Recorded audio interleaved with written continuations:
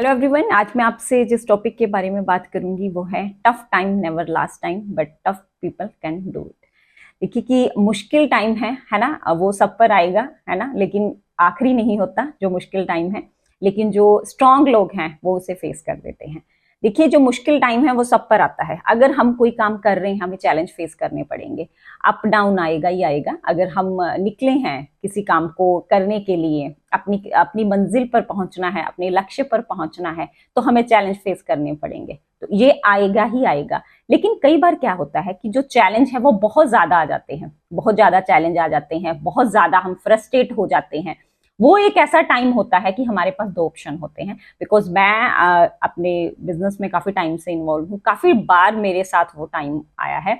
तो वो मैं अपने एक्सपीरियंस से ही आपको बता रही हूँ, ये नहीं है कि मैंने किसी से सुना है, अपने एक्सपीरियंस से ही बता रही हूँ। तो कैसे उससे बाहर मैं निकलती हूँ। देखिए कोई भी चैलेंज है, कोई भी चैलेंज है, कोई भी प्रॉब्लम है, जस्ट वो कुछ टाइम के लिए आती है, कुछ टाइम के लिए। जब वो प्रॉब्लम आ गई, ठीक है, तो बहुत ज्यादा हम उस टाइम फ्रस्ट्रेट होते हैं, हमें कुछ दिखाई नहीं देता है। लेकिन अगर हमने उस टाइम पेशेंस रख लिया, वो एक ऐसा टाइम होता है कि हमारे पास दो ऑप्शन होते हैं। या तो हम क्विट कर सकते हैं या फिर डिसीजन लेकर बाउंस बैक कर सकते हैं कि नहीं दोबारा फिर करेंगे। ठीक है, तो इसलिए अगर वो जस्ट एक पॉइंट ही होता है, एक पल ही ऐसा होता है कि जिस टाइम हम बहुत डिप्रेशन में हैं, हम पर बहुत प्रेशर है, हमें कुछ नहीं दिख रहा होता, हम बहुत फ्रस्ट्रेट होते हैं, फिर देन वही एक टाइम होता है कि जब हमें पता चलता है कि हम में कितनी पावर है, हम कितने स्ट्रांग हैं। मैंने जिस बिजनेस की कॉन्सेप्ट में मैं काम कर रही हूँ, मेरे साथ बहुत सारे लीडर्स बिजनेस में आए थे। बहुत लीडर नहीं मैं कहूँगी, बहुत सारे लोग आए थे बिजनेस में। लेकिन जब थोड़ा बहुत चैलेंज आया वो बिजनेस क्विट कर गए।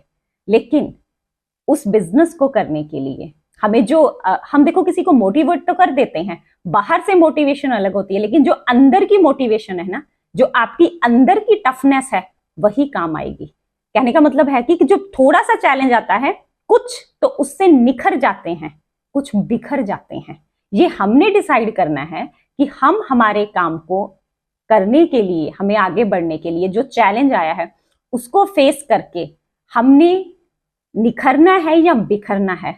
कोई भी चैलेंज आए जस्ट कुछ टाइम के लिए होता है, उस चैलेंज में से सोल्यूशन ढूंढिए।